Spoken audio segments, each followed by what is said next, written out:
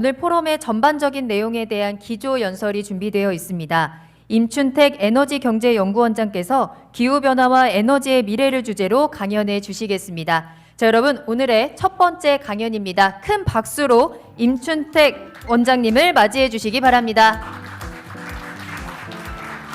네, 임춘택 원장님은 탄소중립위원회 에너지혁신분과 위원장이시며 한국에너지기술평가원 원장, 광주과학기술원 융합기술원 정교수와 카이스트 원자력 및 양자공학과 부교수 등을 역임하신 전기전자공학 박사이십니다. 예, 감사합니다. 방금 소개받은 임춘택입니다. 오늘 제가 말씀드리려는 내용은 탄소 중립과 에너지 안보를 해결하기 위해서는 원전을 활용하면서 재생에너지를 대폭 확대하고 그리고 화석 연료를 점진적으로 감축하는 그런 방향입니다. 왜 그런지 지금부터 말씀을 좀 드리도록 하겠습니다. 6,500만 년 전에 지구에서는 거대한 소행성의 충돌로 인해서 화재가 발생하고 그리고 화산 활동으로 인해서 당시에 주인이었던 큰 공룡들이 대거 멸종을 하게 되고 아주 보잘것없었던 메가코누스라는 포유류의 공통조상이 살아남게 됩니다. 이게 곧 우리의 조상이 됩니다. 왜 당시에 힘세고 덩치 컸던 공룡들이 전부 사라지고 힘도 아주 약하고 사이즈도 아주 작은 저런 메가코누스가 살아남았는지는 우리가 정확히는 모릅니다. 그렇지만 틀림없는 건 뭐냐면 메가코누스가 이때 선택이 됐다는 겁니다. 즉 힘센 것이 살아남는 것이 아니라 환경 변화에 잘 적응하는 것이 결국은 계속 살아남아서 후대를 약속할 수 있게 된다. 이제 그런 얘기입니다. 에너지 전환도 마찬가지인 것 같습니다. 제가 오늘 말씀드리려는 그 내용의 첫 번째는 세계적인 에너지 전환의 추세입니다. 전 세계적으로 어떤 에너지 전환이 일어나고 있는지 보겠습니다. 먼저 지구 온난화는 이젠 더 이상 가설이나 우리가 논란할 그런 이슈가 아닙니다. 10년 전까지만 해도 논란하는 분들이 있었습니다만 이제는 이제 극소수로 이렇게 바뀌었습니다. 앞서도 여러 축사를 통해서 언급이 됐습니다만 이젠 더 이상 기후 위기에 대해서는 우리가 거론할 필요가 없을 정도로 다양한 양상으로 우리한테 다가오고 있는데요. 기온 상승과 탄소 배출의 그 두 그래프를 보시게 되면은 놀라울 정도로 지난 140년 동안 일치해 왔다. 인류가 지구 온도를 0.1도씨로 정확히 관측을 하기 시작한 이후로 우리가 확보한 그 과학적 데이터와 그리고 탄소 배출이 이렇게 일치가 되고 있다. 이렇게 알 수가 있고요. 이외에도 많은 과학적인 데이터가 있습니다만 직관적으로 이해할 수 있는 부분이 되겠고요. 그래서 기후 위기의 원인이 다양하게 거론이 됐었습니다만 결국 온실가스 감축만이 그 해법이다. 그렇게 이제 지금 정리가 됐고요. 그래서 온실가스는 어디서 나오느냐? 기본적으로 4분의 3 정도가 이산화탄소입니다. 그리고 메탄가스까지 포함하게 되면 92%가 탄소에서 나오고 있고요. 그리고 이제 분야로 놓고 보게 되면 에너지 분야가 4분의 3 정도가 됩니다. 즉 에너지 문제를 해결하지 않고는 지구 온난화 문제를 해결할 수 없다. 이제 그런 결론에 도달할 수 있고요. 그러면 어떻게 온실가스는 감축해야 되느냐? 대표적인 국제기구가 IEA하고 이레나 두 개가 있는데요. 이레나에서 내놓은 대책은 세 가지입니다. 첫째는 온실가스 자체를 줄이기 위해서는 에너지 사용량 자체를 줄여야 되겠다. 줄이는 방법이 여러 가지 있지만 에너지 효율을 늘리는 것이 유효한 방법이다. 그렇게 해서 에너지 사용량을 줄이고 그 줄인 에너지는 주로 재생에너지로 대체하는 것이 바람직하다. 이제 그렇게 봤고요. 그리고 이제 수송이라든가 그 전기로 곧바로 쓸 수 없는 그런 분야들도 있기 때문에 그런 부분은 전기화를 최대한 하되 안 되는 것은 수소화하는 그런 연료 전환 이렇게 세 가지 방법이 제시가 돼 있고요. 세부적으로는 다양한 각 분야별로 여기는 대책이 이미 나와 있다. 방법을 몰라서 우리가 안 하는 것이 아니라 안 하고 있기 때문에 안 되고 있었다는 거죠, 그동안. 그러면 이 에너지 문제를 해결하는 데 있어서 과거 화석연료 시대하고 지금은 어떻게 달라졌느냐. 간단히 얘기해서 화석연료 시대 때는 부존 자원이 지정학적으로 특정한 지역에 국한됐기 때문에 전쟁도 나고 그랬었습니다. 그런데 이제는 자연에너지 혹은 자유에너지라고 얘기하는 이 재생에너지는 전 세계 골고루 있는 민주적인 에너지입니다. 그래서 이제는 더 이상 에너지를 가지고 전쟁할 필요가 없게 됐다. 그래서 재생에너지 기준으로 놓고 보게 되면 이제는 에너지 자체는 넘쳐난다. 그걸 갖다 쓰는 것이 이제 어렵다. 갖다 쓰는 것이 곧 기술이고 이제 그게 곧 그 재원이 필요한 일이고 그렇거든요. 예컨대 사하라 사막에 한반도 면적 정도 되는 이 정도 면적이 쏟아져 들어오는 태양광 에너지만 가지고도 온 인류가 다 쓰고도 나올 만큼 에너지는 풍족하다는 겁니다. 에너지 자체가 부족하지는 않다는 거예요. 자, 그래서 이와 같은 이제 그 에너지 전환의 그 철학이 되는 이 부분의 그 변화, 이걸 보면서 지난 120년 동안 전 세계적으로 에너지가 어떻게 변화해야 되는가를 보겠습니다. 앞서 김성환 의장님께서 아주 정확하게 수치까지 인용하면서 말씀하셨다시피 260년 전에 산업혁명 때부터 이 석탄이 주 인류의 에너지원이 됐었습니다. 근데 석탄 사용량이 꾸준히 줄었고요. 이건 꼭 환경만의 이유는 아니고요. 사용의 편의성이라든가 그 다음에 산업의 변화 이런 것들이 이제 되겠습니다. 그 자리를 석유가 대체해 왔습니다. 석유가 지난 100여 년 동안 꾸준히 사용량이 늘다가 아시다시피 1970년대에 그 로마 클럽이 얘기한 로마 클럽의 보고서도 물론 이유가 됐겠습니다만 오일 쇼크를 두 차례 겪으면서 석유의 사용량이 피크를 찍게 되고 그 이후로 점차적으로 석유도 사용량이 줄어들게 됩니다. 반면에 이제 석탄은 꾸준히 사용량이 어느 정도 유지가 되어 오다가 그 자리를 대신하게 된 것이 이제 가스입니다. 가스가 이제 사용하기도 편리하고 하기 때문에 부존량은 가장 적고 그리고 상대적으로 가격도 비싸지만 가스 사용량이 꾸준히 늘어왔고요. 이 세 가지가 이제 주된 그 화석 연료가 되겠습니다.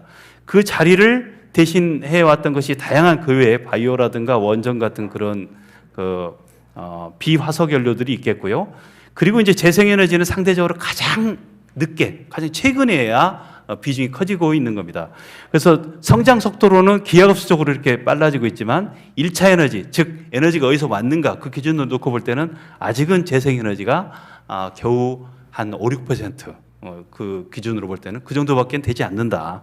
그렇지만 앞으로 불과 30년 후 2050년도 기준으로 놓고 볼 때는 재생에너지가 넘버원이 될 것이다. 거의 45% 이상이 될 것이다라는데 많은 전문가들이나 국제기구가 이론이 없고요. 그래서 이게 가져올 세계에 대해서 대비를 해야 될 것 같습니다. 석탄은 가장 이제는 적게 사용하는 그런 에너지가 될 것이고, 그래서 재생에너지와 그리고 기타 여러 그 원전을 포함한 청정에너지들이 비중이 이제는 가장 커지게 될 것이다. 이제 이렇게 볼 수가 있게 되겠고요. 이제 이 중에서 특히 발전 부분, 에너지가 주로 사용되는 것이 전기, 열, 그렇게 또 연료 등으로 이제 사용이 되는데, 이제 전기가 가장 중요합니다. 왜냐하면 전기는 현대 문명을 지탱을 하고 있고 다양하게 쓰이고 있고 또 전기로서 다른 건 다 되지만 열로서 전기가 나오거나 그렇게 되기는 쉽지 않거든요. 그렇기 때문에 전기가 중요한데, 그래서 가장 비싼 에너지이기도 합니다. 그래서 1차 에너지를 가지고 가공해서 이제 우리가 쓰는 게 이제 전기인데요. 그래서 이 전기 부분만 놓고 보게 되면 이 5대 에너지원들이 있습니다. 맨 먼저 석유가 퇴출되기 시작했습니다. 석유는 이게 이제 전부 지금 보시게 되면 이제 지난 30년 정도 이렇게 보는 건데요.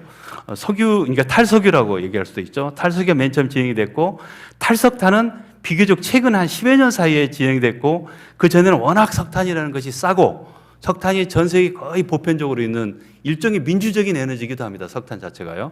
환경에는 굉장히 나쁘지만 그렇기 때문에 개발도상 같은 데 안 쓸 수가 없었고요. 그래서 석탄이 꾸준히 계속 사용되어 와다가 이제 환경적인 이유가 가장 큽니다. 그래서 더 이상 이제 석탄이 이제 사용되기 어렵게 돼서 꾸준히 지금 줄고 있고, 최근 5년 사이에는 가파르게 줄어들고 있는 그런 양상이고요. 그 다음에 이제 그 원전인데, 원전은 한때 18%까지 세계적으로 많이 사용되다가 원전이 서서히 줄어들다가 지금 10%까지 줄어들었다. 그래서 원전이 이제 후쿠시마 사고가 2011년도인데 후쿠시마 사고 훨씬 전부터도 원전이 줄어들기 시작했다. 이건 꼭 환경이라든가 안전만의 문제는 아니다라는 걸 알 수가 있죠. 가장 큰 게 이제 경제적인 이유인데요. 그 뒤에 좀 더 자세히 보게 되겠고요.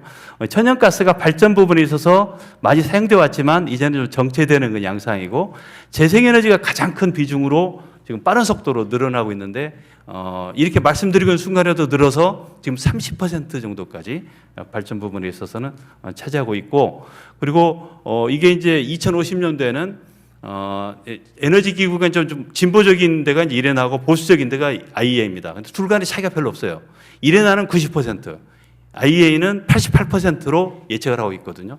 그래서 이건 그 이념의 문제가 아니다. 이것은 실체의 문제고 과학의 문제다. 이렇게 볼 수가 있죠.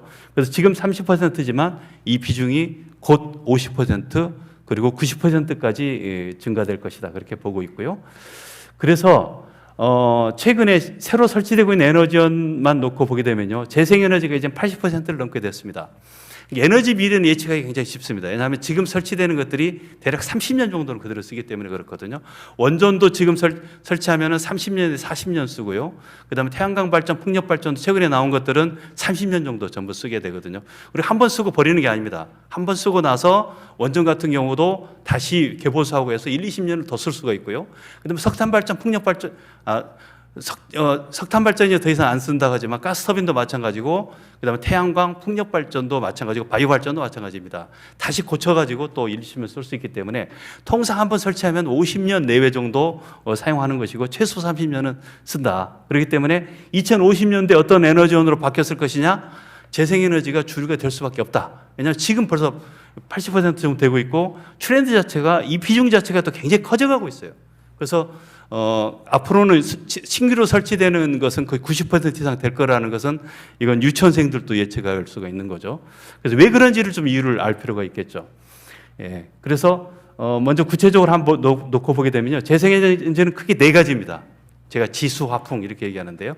가장 큰 게 이제 원래는 수력이었었는데 수력 설치는 이제 정체되고 있고요. 그 다음으로 5년 전까지만 해도 풍력 발전이 가장 컸습니다. 근데 이제 그 자리를 태양광 발전이 대체하고 있고요. 그 다음에 바이오도 중요합니다. 바이오는 이제 그 재생에너지 가장 큰 단점인 간헐성 문제를 해결할 수 있는 그런 주된 에너지이기 때문에 이 네 가지가 전체 재생에너지의 99%를 차지합니다. 그러니까 이 네 가지만 주로 아시면 되겠습니다. 실제 발전하고 있는 양 자체는 수력이 가장 크고요. 풍력, 태양광 순서입니다. 태양광은 아직은 재생에너지 내에서 발전량 자체는 한 10분의 1 정도밖에 되지는 않습니다. 신규 설치량 이런 것들이 큰 거죠. 그러니까 미래를 예측하는 것하고 현재하고 차이가 굉장히 큽니다. 그래서 누가 어떤 얘기를 할 때는 데이터를 지금 걸 썼느냐, 5년 전 걸 썼느냐, 10년 전 걸 썼느냐를 잘 보셔야 되고, 미래도 10년 후인지 20년 후인지 잘 보셔야 됩니다. 얘기가 완전히 달라지기 때문에 그렇습니다. 뉴스 같은 걸 보실 때도 이걸 유의 깊게 좀 보셔야 됩니다. 안 그러면은 전부 진영마다 서로 자기가 유리한 데이터를 끌어다가 얘기를 하기 때문에 굉장히 그 혼선을 빚을 수가 있는 거거든요.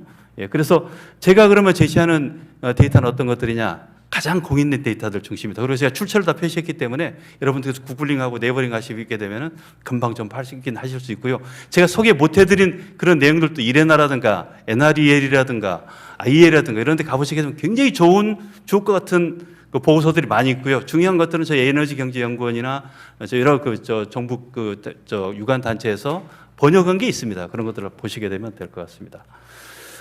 다른 나라들 보시게 되면요, 우리나라 참 부끄러운 수준인데요. 50% 이상 넘는 이런 나라를 듣고 이렇게 브라질같이 큰 나라들, 그 다음에 독일, 영국, 중국, 프랑스, 인도, 일본, 미국까지 전부 제가 이렇게 말씀드리고 있는 순간 이게 2020년도 기준이기 때문에 미국 같은 경우도 벌써 20% 다 넘어갔고요. 뭐 많은 나라들, 예를 들면 중국 같은 경우도 이미 30% 넘어갔고요. 그래서 큰 나라들, 선진국들, 강대국들 전부 다 20% 이상, 주로 30% 이상 이미 재생에너지 비중이 그리고 높아졌다. 근데 한국은 그동안 숙제를 너무 안 했습니다. 너무 이런저런 이유로 너무너무 안 했고요. 이건 역대 정부가 안 했습니다. 그러니까 문재인 정부가 열심히 했다고 하지만 문재인 정부도 겨우 낙제를 면한 수준 정도라고 그렇게 좀 평가할 수 있겠고요. 그 전 정부는 더더군다나 제대로 하지 않았다라는 거죠. 그래서 이건 우리 어느 특정 정부의 문제가 아니라 역대 정부가 노력을 게을리했다, 그렇게 말씀드릴 수 있고요. 그리고 전 세계적인 이 추세하고는 굉장히 동떨어진 그런 그 양상을 보여왔다. 그러면 왜 이와 같은 그 양상이 벌어졌느냐? 전 세계적으로 놓고 보게 되면요, 지난 이제 11년이 되겠습니다. 11년간 보게 되면 태양광 발전이 왜 이렇게 주목을 받고 있냐면 가격이 무려 10분의 1로 떨어졌습니다. 그리고 풍력 발전도 떨어졌고요. 그리고 여러 그 에너지원 중에서 유일하게 원전만 상승했습니다. 그러니까 원전이 왜 세계적으로 이렇게 큰 각광까지 못 받고 있냐면 지금 이제 우리가 에너지 안보 때문에 중요해져 있고 그래서 우리가 지금 원전을 최대한 활용하는 것이 굉장히 중요합니다. 특히 한국한테 굉장히 중요합니다. 그렇지만 세계적으로는 왜 이렇게 되고 있냐? 비싸서 그렇습니다. 우리가 지금 뉴스 통해서 알고 있는 얘기 굉장히 저하고 지금 다른 얘기처럼 들리는 게 많을 겁니다. 그건 우리나라하고 전 세계하고의 차이예요. 전 세계적으로는 그렇다. 원래 안 그래도 원전은 비쌌습니다. 그러니까 대략 이게 메가와트당 이렇게 되기 때문에 환율 1,000원이라면 킬로와트아워당 원으로 보시면 됩니다. 123원에서 167원. 요즘 환율로 치면은 한 230원 이렇게 되겠죠. 태양광하고 풍력은 굉장히 비쌌습니다. 10년 전에는. 지금은 약 요즘 환율로 치더라도 50원 정도. 우리가 지금 가정에 쓰고 있는 게 킬로와트 시당 110원 전후 되는데요. 지금 우리 국내에 쓰는 것보다도 훨씬 값이 싸졌고요. 그건 이와 같은 그 커브를 통해서 확인을 하실 수가 있게 되겠습니다. 그래서 이 경제성이 가장 큰 그 이유였다. 그리고 이제 또 하나 이제 중요하게 된 게 이제 발전 부분도 있지만 에너지 저장 부분이 있는데요. 에너지 저장의 중요한 수단 중에 하나는 배터리입니다. 배터리는 워낙 비싸서 에너지 저장 수단이 될 수가 없다. 그래서 재생에너지의 간헐성을 해결할 수가 없다. 너무 이 경제성이 없기 때문에 아직도 그런 뉴스로 국내는 넘쳐나는데요. 전부 지금 과거 데이터를 사용하고 있거나 아니면 굉장히 의도를 가지고 얘기한 것들이고요. 세계적인 추세를 놓고 보게 되면 배터리는 지난 10여 년 동안 무려 이것도 10분의 1 정도로 가격이 폭락을 했다. 3, 4년에 절반씩 가격이 뚝뚝 떨어지고 있는 분야가 그 배터리였었다. 그렇게 말씀드릴 수 있고요. 제가 왜 였었다 그러냐면 2년 전부터 잠깐 추세가 바뀌었어요. 태양광이나 지금 배터리나 이런 가격이 뚝뚝 계속 떨어지다가 2년 전후부터 워낙 이제 그린플레이션이라고 그러죠. 워낙 재생에너지나 이 배터리에 대한 수요가 폭발적으로 너무 커지면서 관련된 자원 같은 경우도 리튬 가격 같은 경우는 벌써 4배 지금 폭등했고요. 그러니까 이게 그 자원이 부족해서가 아니라 리튬은 온 인류가 지금 에너지 전환을 다 하고도 남을 만큼 이제는 풍족해졌습니다. 5년 전에는 그게 한계가 있기 때문에 전기차를 전 못 바꾼다 저런 얘기 있었습니다만 금융이 바꿨고요. 기술이 바꿨어요. 그래서 이젠 더 이상 리튬이 부족해서 못하는 일은 없습니다. 그래서 그렇게 해서 자원 개발이 지금 코발트라든가 니켈 엄청 되고 있음에도 불구하고 워낙 수요가 폭발적으로 늘면서 지금 뭐 구리, 알루미늄까지도 지금 자원이 지금 부족해지는 그런 상황이 되고 있고요. 그래서 과속 스캔들이라고도 얘기합니다. 지나치게 에너지 전환이 전 세계적으로 과격하게 진행이 되면서 이 시장이 도저히 지금 맞춰줄 수 없는 그런 지경까지 이르고 있는 거죠. 예, 그래서 이 배터리가 바꾸고 있는 시장이 크게 두 가지인데 하나는 에너지 저장 시장이고요. 이것도 폭발적으로 성장하고 있고요. 이 수혜를 한국이 입고 있습니다. 1년 전만 하더라도 국내 3개 배터리사 대기업들이 참여하고 있죠. 수주 잔액이 170조 원 정도였는데 불과 한두 달 전에 제가 확인해 보니까 이거 뭐 비공식적인 겁니다. 거의 500조 원 정도까지 되고 있습니다. 수주 잔액이라는 것은 주문이 들어왔는데도 워낙 너무 많아가지고 생산을 못하고 있는 게 그 정도 된다는 겁니다. 그래서 우리가 지금 배터리 분야는 굉장히 좀 잘 잡은 거죠. 그래서 에너지 전환이 우리의 새로운 동력이 될 수 있고 새로운 산업이 될 수 있다는 것은 이미 증거가 이렇게 지금 차고 넘치는 거죠. 배터리는 하나의 예일 뿐입니다. 그 다음 또 하나가 이제 전기차인데요. 전기차는, 과거에는 전기차가 신차 비중이 절반 가는 것은 2040, 50년이나 가능하다. 그런데 바이든이 이미 그렇게 선언을 했고, 그리고 전 세계가 바뀌면서 이제는 2030년이면 신차의 비중이 50%는 굉장히 보수적인 얘기가 됐고요. 60% 정도가 지금 가장 많이 거론되고 있는 정도거든요. 그래서 과연 거기에 우리는 얼마나 좀 준비하고 있는가? 현대 기아차는 얼마나 하고 있는가? 굉장히 부끄러운 수준입니다, 우리는. 이런 그 시대에 뒤떨어진 이런 일이 왜 발생했는가? 굉장히 우리가 지금 우리 산업계라든가 우리 정부 포함해서 전부 지금 반성해야 될 그런 부분 중에 하나입니다. 우리가 지금 이런 새로운 트렌드를 완전히 지금 놓치고 있었다는 거죠. 테슬라의 무려 20분의 1밖에 안 됩니다. 지금 현대차의 주식 가치가요. 그만큼 지금 미래를 먼저 선점하고 있는 데들이 산업을 이미 가져가고 있다라는 거죠. 전체 에너지의 투자는 약 3천조 원 정도 매년 정도 됩니다. 굉장히 큰 시장이죠. 우리가 반도체, 우리 뭐 수출해서 지금 IT 분야가 약 300조 원 정도 돼서 먹고 살고 있는데 에너지 환경 분야가 1년에 3천조 원. 자동차까지 포함하게 되면은 자동차만 하더라도 약 4천조 원. 그러니까 이 두 개만 합치더라도 7천조 원 정도의 매년 시장이 이쪽이 커가고 있는데 한국은 여기서 완전히 지금 소외되어 있다. 이제 이런 그 현실을 보게 될 수가 있겠고요. 화석연료 비중은 이미 3분의 1 이하로 줄어들었습니다. 에너지 전체에 있어서. 발전이라고 표현한 게 상당 부분 재생에너지 관련되고요. 효율도 마찬가지입니다. 그래서 효율과 발전 이 분야는 그러니까 청정에너지 분야죠. 청정에너지 분야의 투자가 전체 60% 정도 지금 된다. 여기 이제 원전도 이제 포함이 되고는 있죠. 그래서 청정에너지에 대한 투자 이게 굉장히 중요하다.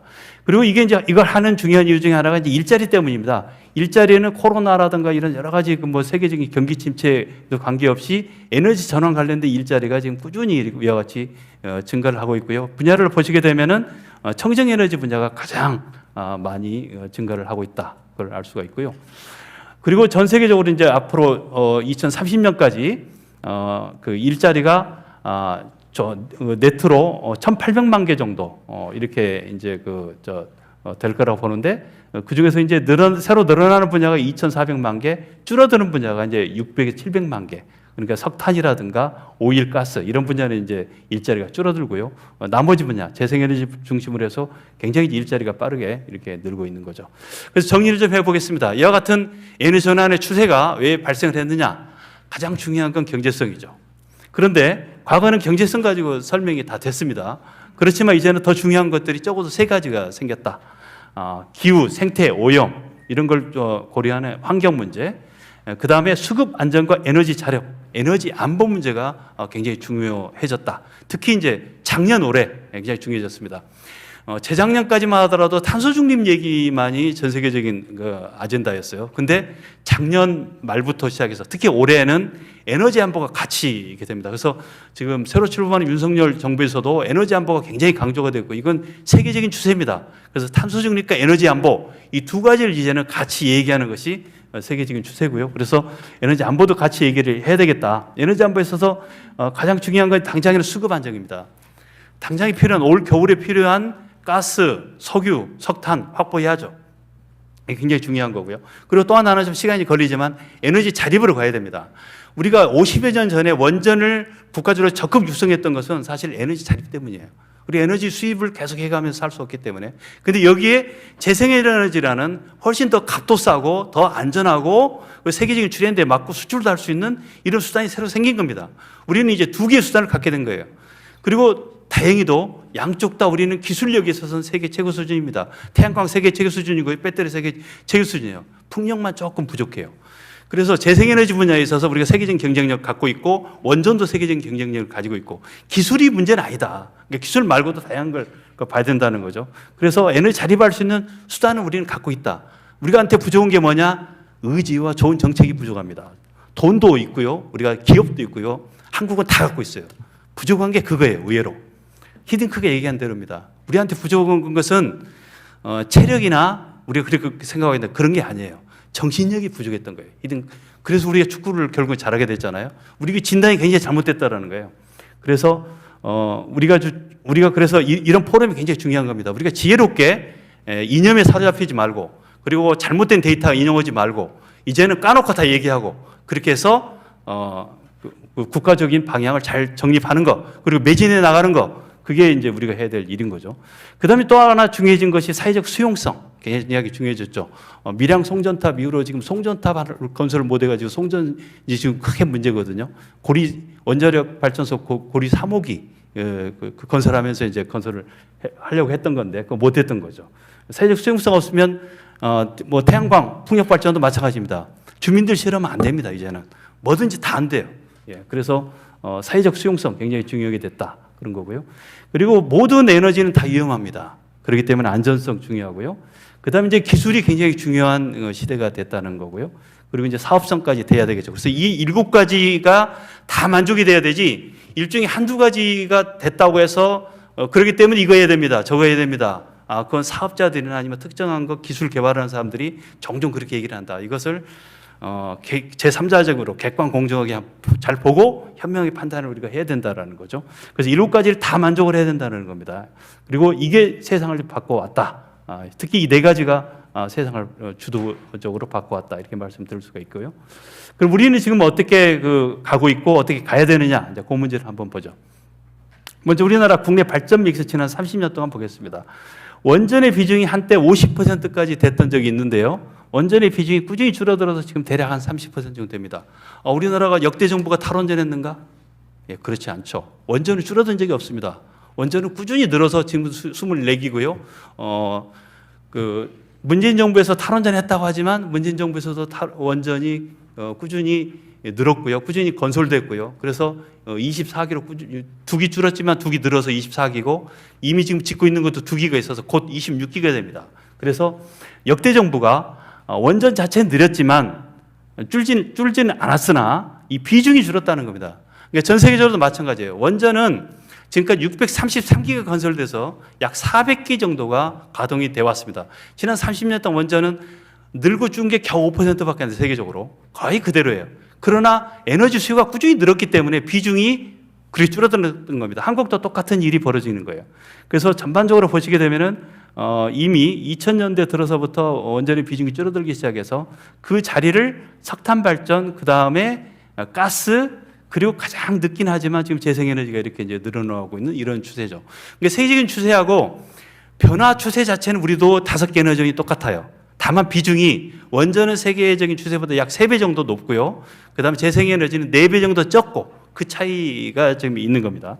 그건 이제 나라마다 사정이 다른 거죠. 왜냐하면 우리나라는 원전을 국가적인 정책으로 오래전에 선정을 했고 그리고 그게 유일한 에너지 자립할 수 있는 수단이었기 때문에 에너지 의존도 낮출 수 있는 유일한 수단이었고 그 노력의 결과 지금 93%까지 현재 이제 대외 의존율이 좀 낮아졌죠. 그래서 앞으로 90%, 80%, 50% 이하로까지 2050년도까지 지금 낮춰 나가야 되는 거죠. 뭐 어떤 수단으로 그게 가능할 거냐? 그걸 우리가 터놓고 얘기를 해야 되는 겁니다.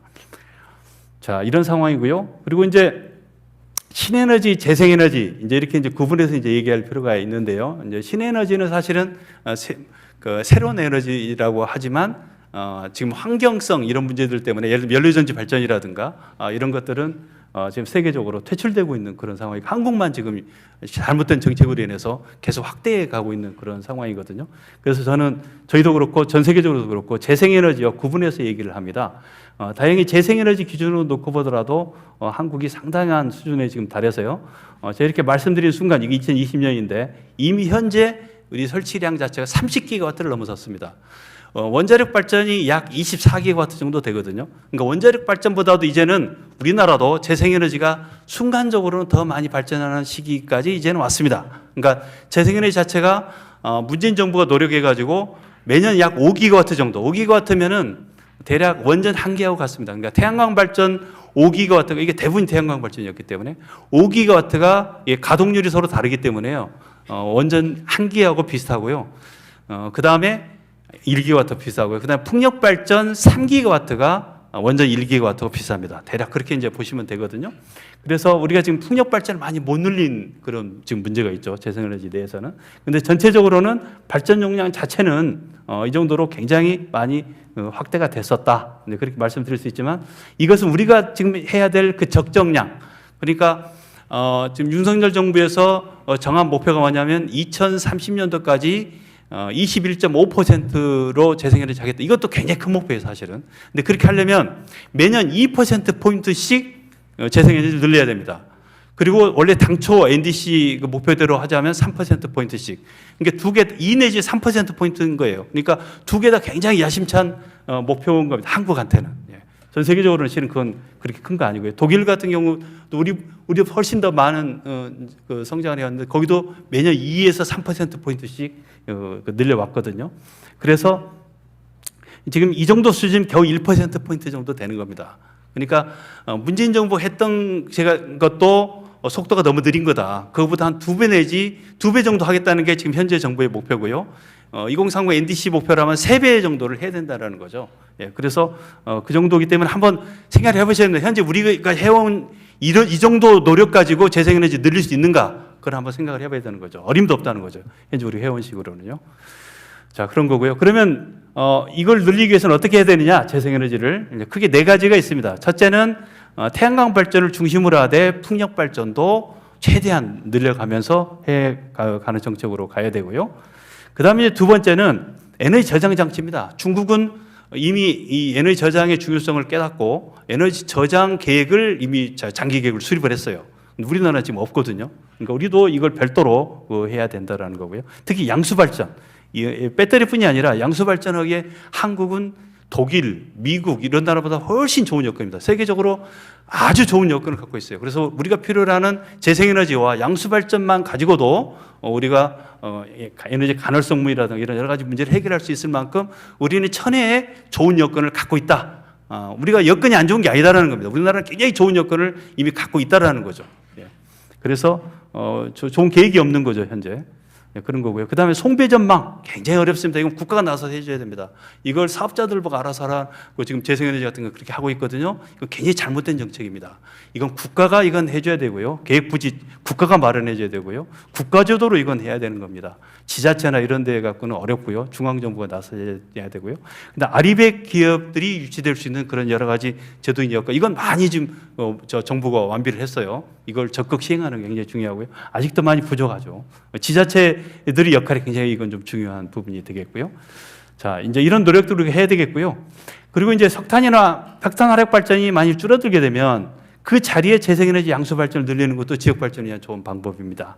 왜냐하면은 송전망은 늘리기가 쉽지가 않거든요. 기존의 송전망을 최대한 활용하면서 최소한 필요한 몇 개의 HVDC 정도를 늘리고 기존의 송전망을 개조하고 그 노력이 이것도 국가적으로 좀 이루어져야 되고요.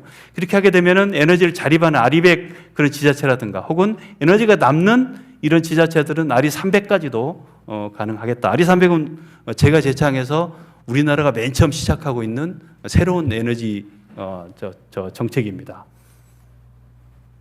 그래서 에너지는 산업이기도 하다는 걸 제가 앞서 몇 가지 말씀을 드렸는데요. 제 에너지 기술 평가원장 할 때 저희가 새로 정리해 산업부에 건의해가지고 했던 것이 이 5가지 분야입니다. 이 5가지 분야로 하게 되면은 현재도 약 한 60조 원 정도 되는데요. 2050년도에 약 300조 원 정도의 큰 산업으로 육성할 수 있다. 이건 뭐 굉장히 낙관적인 전망 아닙니다. 뭐 아주 보수적인 건 또 아니고요. 한 미디엄 값으로 볼 때 그 정도 된다는 거죠. 그래서 5가지 분야의 이미 우리가 다 기술적 경쟁력, 그 다음에 산업적 경쟁력이 어느 정도 있고 잠재력이 있다라는 거죠. 그래서 우리가 적극 활성화하게 되면은 우리가 에너지 분야에서도 IT 분야 못지않게 우리가 큰 성공을 가져올 수 있다. 유력한 분야가 기술적으로 3가지, 3T라고 그러죠. IT, BT, ET죠. 그래서 IT 가지고 우리가 주로 지금 먹고 살고 있는데 BT 역대 정부가 굉장히 육성을 많이 해왔거든요. 근데 ET를 에너지 환경 기술을 너무 육성을 안 했습니다. 역대 정부가 상대적으로. 그래서 그 분야의 미진한 분야 일부분은 경쟁력이 있지만 아직도 잠재력이 굉장히 큰 그런 분야를 육성을 할 필요가 있겠다 그런 거고요. 그래서 에너지 전환의 그 5가지 에너지 중에서 크게 3가지 정도가 우리가 지금 주력해야 될 3대 축이 되겠습니다. 첫째는 이제 원자력 에너지인데요. 저는 5년 전부터 제 지론이 뭐였냐면, 이젠 정부 정책 원전 감소해서 원전 확대로 이렇게 바뀌었는데요. 이제 이거에 주목을 해서 지난 정부하고 이번 정부가 에너지 정책이 굉장히 크다. 이제 이렇게 얘기하고 있는 분들이 많은데요. 그 부분은 맞습니다. 그래서 재생에너지에 대한 목표가 좀 일부 줄어든 거. 이제 그 2가지가 이제 지난 정부하고 이번 정부가 차이가 큰데요. 그러나 공통적으로 해오고 있는 부분도 많다라는 것도 좀 주목할 필요가 있습니다. 예를 들면은, 원자력의 4가지 분야. 원전의 안전, 폐기, 해체, 수출. 이건 문재인 정부도 굉장히 열심히 했고요. 그다음 그전 정부도 열심히 했고 그전 정부도 열심히 했습니다. 그래서 지금 원전 수출을 우리 하나도 못 했는데 그게 특정 정부의 잘못이 아닙니다. MB 정부, 박근혜 정부, 문재인 정부 다 굉장히 열심히 노력을 했어요. 세계 시장이 바뀌었기 때문에 우리가 못한 겁니다. 이번 정부에 굉장히 우리가 이제 10개 수출하겠다고 우리가 지금 목표를 잡았죠. 열심히 노력하지만 쉽지는 않을 겁니다. 그만큼 같이 노력은 해야 되죠. 그건 세계 시장의 환경이 변합니다. UAE 다 수입하고 우리 앞에 지으면 4개 지으면 그 다음 하겠다는 안 했고요. 사우디 안 했고요. 그 자리를 누가 갔냐? 손정희 회장이 가가지고 재생에너지를 200조 원 쪽을 그쪽에 수출하는 걸 협의하고 왔습니다. 그러니까 원전의 그 자리를 재생에너지가 2가지 다 친환경적이긴 하지만 시장은 가혹하거든요. 시장은 냉정하거든요. 그래서 더 값싸고 더 유용한 수단이 있으면 그걸로 바뀌어버린다는 거죠. 그래서 쉽지는 않다. 그래서 환경 자체가 굉장히 어렵다는 거 알죠.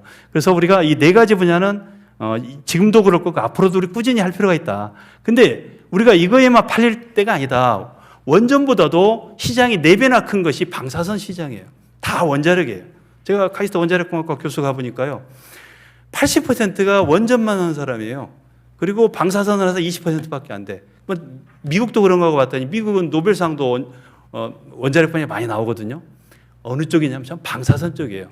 MIT를 가봐도 그렇고 미국에 있는 유명 대학들이 보면요 80%가 방사선 쪽 하는 교수들이고 20%만이 원전은 쇠퇴 산업입니다. 세계적으로는. 그래서 원전이 확대되고 있거나 그러고 있지는 않습니다. 산업적으로는. 그리고 원전 자체는 재생에너지보다 지금 10분의 1밖에 안 돼요. 시장 자체가. 굉장히 작은 시장이고 근데 원자력 자체는 커져가고 있는 산업이에요.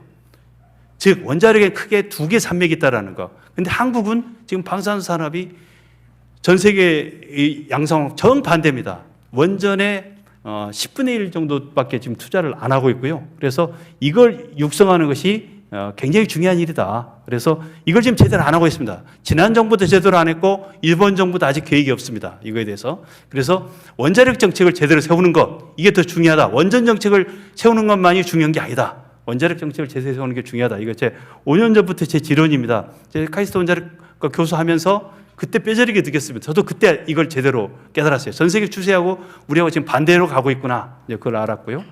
그 다음에 석탄 발전을 가스 발전 우리는 바꾸기 쉽습니다. 그래서 에너지 전환이 굉장히 쉬운 영역이다. 한 회사가 하기 때문에 그렇죠. 공기업이 하고 있고요. 그 다음에 이제 재생에너지 늘리는 거, 요 세 가지 축으로 우리가 가져야 되겠다. 이제 마지막입니다. 이제 탄소 중립과 에너지 안보 두 가지가 다 중요해진 세상으로 갑자기 지난 1년 사이에 또 바뀌었습니다. 그래서 에너지 안보에 대해서 좀 더 자세히 좀 보겠습니다. 탄소 중립 나오기까지 30년 걸렸습니다. 우리 많은 분들이 노력을 해서 이렇게 됐죠. 이게 소수 담론이었다가 이제는 완전히 주류 담론으로 바뀌었죠. 2021년이 이제 그 큰 전환이었고요. 기업들을 놓고 보더라도 지난 10년 동안 탄소 중립을 열심히 했던 기업들이 화석연료에 의존하는 그런 기업들도 훨씬 성장 속도가 좀 빠른 상황으로 이미 바뀌었습니다. 그리고 시장 자체가 지금보다도 청정에너지 시장이 거의 10배 정도로 커질 것이다. 그렇게 보고 있는 거죠. 지금도 큰데 이게 10배 이상 커진다는 거죠. 이 큰 시장을 우리가 놓칠 수 없다는 거죠. 이게 이제 30년 동안 이제 벌어질 일입니다. 이거 재생에너지를 바꾸게 되면 전기요금이 5배 폭등한다. 뭐 10배도 오를 수 있다. 이렇게 겁주는 그런 굉장히 잘못된 기사들이 많이 나오고 있죠. 우리 기자들도 굉장히 여기 기자분들 많이 계시지만 저는 학자기도 했기 때문에 저는 그냥 사실대로 얘기하겠습니다. 공부들 많이 하셔야 돼요. 아니면 의도를 가지고 괜히 나쁘게들 그렇게들 하시거나 그런 거 하시면 안 돼요. 이제는 우리 산업 육성을 위해서도 그렇고 세계적인 추세에 우리가 뒤떨어지지 않기 위해서도 우리 언론이 정론 직필을 해야 됩니다. 그래서 이런 거짓말 같은 거 하시면 안 돼요. 이거 굉장히 IEA에서 가장 보수적인 데서 내놓은 데이터예요. 여기서 말하고 있는 것은 뭐냐면은 전기요금이 아무리 오르더라도 이런 저개발 국가조차도 2배 이상 오르지 않는다라는 거고요. 그래서 선진국 같은 경우는 오히려 떨어진다라는 거예요. 너무나 당연한 것이 재생에너지 단가가 워낙 지금 싸졌기 때문에 기존 화석연료와 뭐 원전 이런 것들보다 훨씬 싸졌기 때문에 이미 싸졌고 그리고 계속 그게 3, 4년 만에 절반씩 폭락하는 그런 추세까지는 안 간다 할지라도 더 올라갈 가능성을 얘기하는 어떤 전문가도 없고 세계적인 전문가도 없고 어떤 세계 기구도 없습니다. 근데 무슨 근거로 그렇게 올라간다고 보는 겁니까? 우리나라 경우는 다를 수는 있어요. 세계 추세하고. 근데 그 다른 것은 주로 정책적 차이예요. 우리 여건이 나빠서 그런 것도 아니에요. 정책이 나빠서 재생에너지는 싸고 그 다음에 다른 것들이 비쌌던 겁니다. 재생에너지 비싸고 다른 것이 쌌던 겁니다. 그건 바뀔 겁니다. 그건 바뀔 수밖에 없습니다. 저희 에너지경제연구원도 장기 전망은 다 그렇게 국내도 하고 있거든요. 그렇기 때문에 전기요금이 무슨 5배씩 올라가는 것은 불가능합니다. 올라갈 수가 없어요. 전기요금은 내려갈 수밖에 없습니다. 우리나라 경우도 그렇게 될 겁니다. 장기적으로는. 단기적으로는 한 5년 정도는 한 20% 올라갈 수는 있어요. 한 30% 올라갈 수 있습니다. 왜냐하면 우리가 OECD에 비해서 전기요금이 너무 쌉니다. 60% 수준밖에 안 돼요. 불필요할 정도 너무 싸기 때문에 에너지 전략을 너무 안 하고 효율 산업도 육성이 안 된 면이 있기 때문에 이걸 정상화 정도 하게 되면은 약간 올라갈 수는 있어요. 그렇지만 원가 자체는 내려갈 수밖에 없다라는 거죠. 그래서 우리 계획부지라든가 이런 걸 대규모 재생에너지 같은 걸 하게 되면은 지금도 우리나라가 지금 재생에너지 단가가 그리드 페리티를 할 수 있는 그런 수준 여건은 와 있다라는 거죠. 자, 그래서 가정용 요금도 그래도 올라가지는 않을 거고요. 다른 나라에 비해서 우리나라가 숙제를 너무나 안 했다. 그렇기 때문에 탄소 중립을 가는 속도가 가파를 수밖에 없다라는 거고요.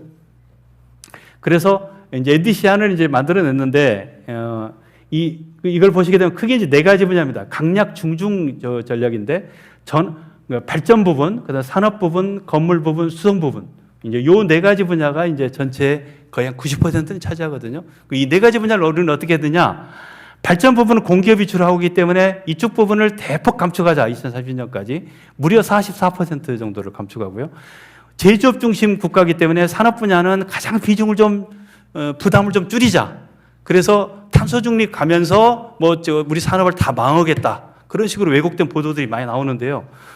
그렇게 하지 않았죠. 이건 산업부 의견을 전적으로 받아들인 겁니다.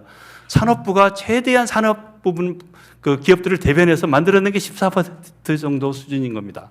근데 건물하고 수송은 이제 남들 하는 수준 정도로 30%대 정도 이렇게 감축하는 걸 했고요. 다 부담입니다. 다 쉽지 않습니다. 특히 건물 부문 같은 경우는 어떻게 해야 될지 정말 모르겠어요. 너무너무 힘들거든요. 우리나라에 2천만 개 정도나 되는 그 건물을 어떻게 다 30년 내에 이렇게 에너지 사용량을 이렇게 줄이고 특히 이제 8년 정도밖에 안 남은 8년 내에 30만 % 어떻게 줄입니까? 당장 올해 몇 % 줄입니까? 1, 2% 줄이기 힘들어요. 그런 상황이거든요. 그래서 이건 굉장히 챌린징한 계획이고 이거에 대해서 우리 심각하게 논의를 좀 하고 있어야 됩니다. 사실은. 이 논의가 너무 없습니다. 사실상 이렇게 얘기해놓고 지키려는 의지가 별로 없는 거 아니냐. 남들도 그렇게 보고 있고요. 제가 봐도 좀 그렇습니다. 우리 지금 제대로 지금 안 가고 있습니다. 사실은. 그래서 이거에 대해서는 국가적으로 굉장히 큰 노력을 하지 않고서는 되지 않고요. 수송부분 바꾸려면 이거 전기차로 대거 바꿔야 되거든요. 이런 마스터 플랜 현재 우리 발표하고 있는 게 없어요. 지금 환경부가 이걸 담당하고 있죠.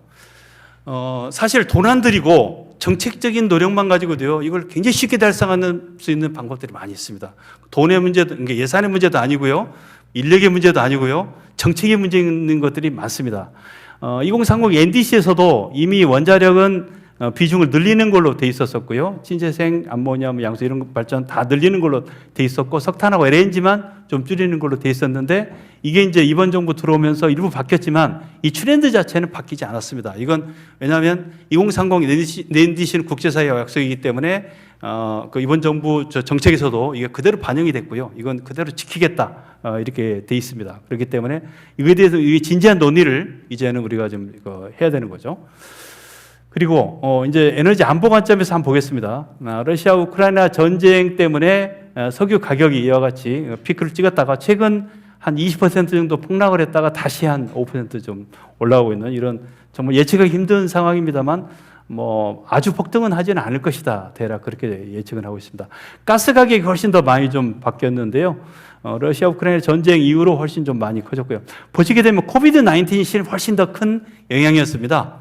그러니까 러시아 우크라이나 전쟁은 최근의 양상이고요. 이보다 전에 세계적인 경기 침체, 그다음에 회복 이 두 가지가 이제 유가에는 가장 큰 영향을 주는 요인이었습니다. 탄소 중립과 에너지 안보 서로 상충되는 면이 있습니다. 왜냐하면 지금 당장에는 탄소 중립이 에너지 안보를 초래한 그런 측면이 있어요.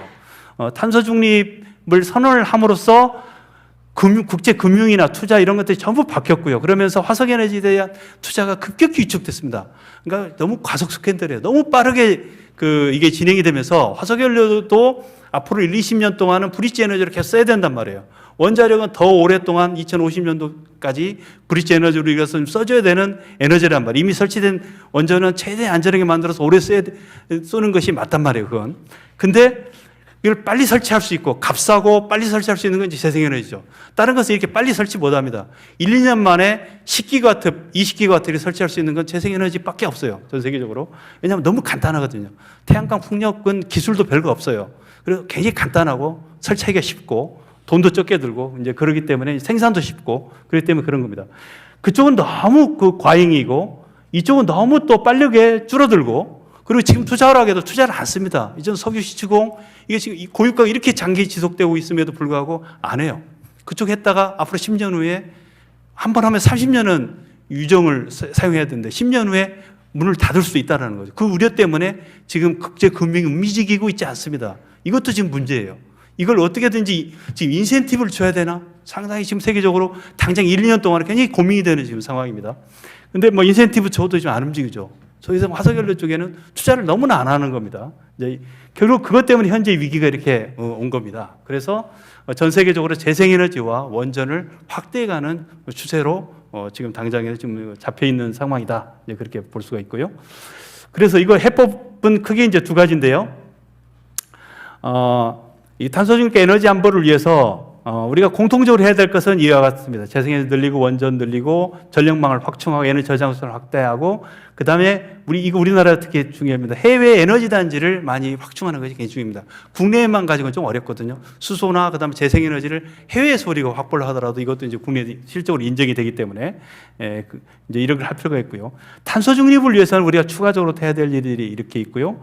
그다음에 에너지 안보를 위해서는 당장에는 화석연료에 대한 투자라든가 그 다음에 인센티브라든가 이런 것을 줄 필요도 있다. 그래서 당장에 올 겨울 우리 지금 에너지 위기를 넘기는 것이 굉장히 중요하기 때문에 그렇습니다. 그래서 앞으로 수년 동안 그리고 한 1, 20년 동안은 화석 에너지에 대한 관리도 우리가 잘 수급 안정을 위해서는 잘 해 나가는 것이 에너지 안보 차원에서 굉장히 중요하다. 그래서 에너지는 버릴 것이 하나도 없습니다. 다 필요합니다. 에너지 정책을 위해서는.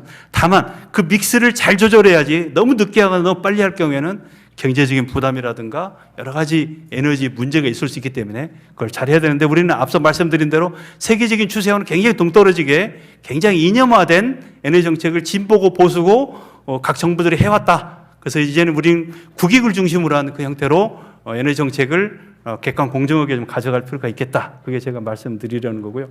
우리가 지금 논의해야 될 게 굉장히 이렇게 많습니다. 제가 이건 자세한 얘기는 제가 할 얘기는 아니고요. 오늘 패널 분들이 하실 얘기 같습니다. 기술 시장 관련해서 제가 대체적으로 청색으로 얘기하는 것이 긍정적인 분야. 우리가 지금 주로 가야 될 그 분야들이고요. 지금 그렇지 않은 분야가 되게 지난 정부들이 해왔던 일부는 이번 정부도 하고 있는 그런 분야들입니다. 저는 정부들이 항상 올바른 정책을 다 하고 있지 않습니다. 정부는 여러 전문가들 의견을 가지고 객관 공정으로 잘할 것 같지만 정부는 굉장히 정치적이기 좀 쉽고요. 그로 인해서 에너지 정책이 굉장히 흔들리기 좀 쉽습니다. 그렇기 때문에 전문가들 역할도 중요하고요. 언론 역할도 굉장히 중요하고 그 기업들 역할도 굉장히 중요하고 좀 그렇다고 봅니다. 제도 정책 이건 정부가 주로 할 일이죠. 정부가 해야 될 것들이 이렇게 많습니다. 고민할 것들이 이렇게 많고요.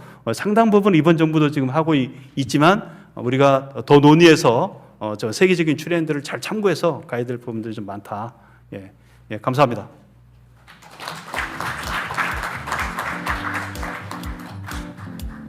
네.